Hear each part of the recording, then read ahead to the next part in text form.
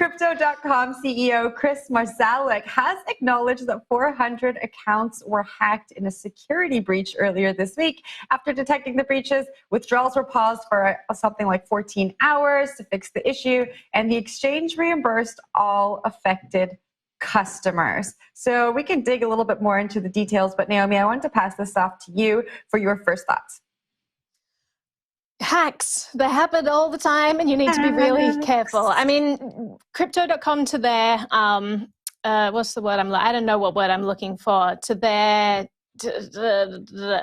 Crypto.com has agreed to reimburse, to their credit, nice. Crypto.com to their credit has agreed to reimburse everyone, so they are covering this. It's the same thing that a lot of these larger hacks, larger exchanges do whenever there's a hack. So we saw that with Binance. They created the Seifu Fund, which is just such an awesome name for a fund. Crypto.com is also reimbursing, but it also should give people an idea of why they need to be really careful with their crypto. Maybe storing it on an exchange is not the safest thing that you could be doing. Maybe storing it yourself isn't the safest thing either. It really depends on your propensity to be able to secure your own assets. Sometimes using a third party makes sense, but there are a lot better third parties than storing it in the exchange. There are lots of vaults out there. There are a lot of multi-sig options that actually make it super easy to kind of delegate partial ownership of things so that you actually need like this two-factor authentication type thing when accessing your funds. I would encourage people to look into those, because if they think that it's just a choice between storing it myself and being really scared and all the responsibility on me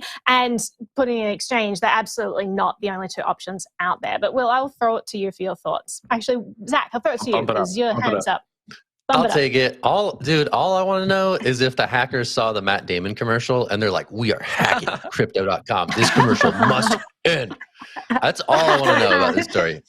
Exchange hacks, they happen all the time. I just want to know how it relates to the Matt Damon commercial that has been everywhere in the last few weeks. That's all I want to know. So if anybody knows anything about that, you let me know. We'll protect your anonymity. If you're the hacker who saw the commercial and then got mad, just let me know, okay? Let me know. There's going to be that anonymous commercial with the guy and the mask on and be like, we hacked crypto.com because their commercial is super annoying. And then you'll find out. Absolutely. No, takeaway from this though, kind of looking at crypto.com, and we talked about this yesterday, was they just signed that huge deal with the prior Staples Center, right? And now they just got hacked and they had all this marketing buzz around. It's funny how like you can really get ahead of yourself almost, and then just stuff happens. Like, not saying crypto.com is a bad product or whatnot. They're huge for a reason, but you can put all this money into marketing and then shit just happens. And before like your entire audience, you get mud in your face, and it takes so long to kind of get yourself back to that gold standard. I think, again, this is something why Coinbase has done so well in the past, because it hasn't really suffered these major breaches. There has been instances where they've lost funds and they've made people whole, or they've lost some data for people, but nothing really on this scale to my knowledge. So it's fascinating to see how you have to keep running ahead of everybody else, and you have to be like very careful with your marketing campaigns as well, because this was not great timing, all things considered. Jen, I want to get your take on this. There it is. Look at that ad. Yeah, it's playing, guys. It's crazy. It's good.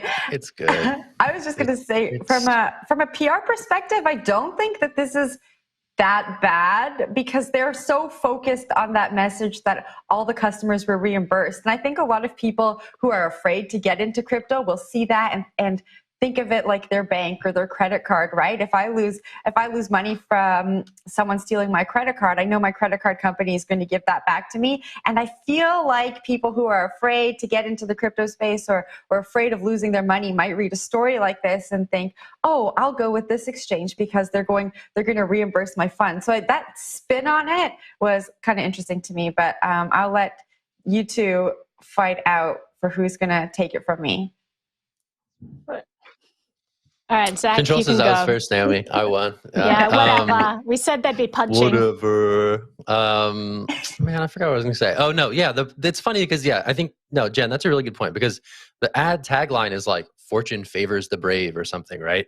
In this instance, it's it didn't necessarily work out that way. But if this were to be like a DeFi hack or like in a decentralized exchange where you don't have these middlemen, you don't have this middle layer that intermediates your relationship to the blockchain, there is no recourse for like you get rugged because you went on like, I don't know, some weird DeFi project. There's no sort of like, there's no recourse for some of those users. So I think it is interesting to like, if that's like, sort of like the second layer step for how people start thinking about this, if they get there, that's potentially really interesting. And I don't know what that means for the future of decentralized exchanges, but it certainly presents these trade-offs that exist in this market especially when you're first entering it. So it's interesting to think about that second step. But I will pass it to Naomi. Yeah, I'll take that. So I want to go back to the moral hazard that Jen was talking about, because she mentioned how if you're a credit card user, you can be fine with leaving your credit card at the store, and if someone steals it, you're like, the bank's going to reimburse me all my money. So there is this moral hazard where people don't take care of their funds like they should. And what that ends up creating is a whole bunch of fees. Like all of those costs do get passed on to the consumer, and we shouldn't forget that. The issue is that all of the costs are kind of dispersed, and the benefits are really concentrated. So in this situation, if you have an account that has $30,000 in it and you get all of that money reimbursed, you're like, yeah, this is great. I'm totally fine with paying increased fees. It's sort of like an insurance policy. So if you're someone who thinks that, you're not going to be that great with your password, maybe it's a good idea to use one of these exchanges where those costs are dispersed across all users. But if you're super careful and, you could protect this stuff yourself, you probably should, because those costs are being passed along to you from all of the people who are less careful with their password and login and computer security hygiene and all of that. So just something to keep in mind, like these costs, it's not just like, oh, we have this endless treasure trove of money to reimburse people. That treasure trove of money comes from all of the fees that they're collecting. And if that supply runs down because there are too many hacks or whatnot, then, definitely you're going to see that reverberate throughout the entire exchange ecosystem.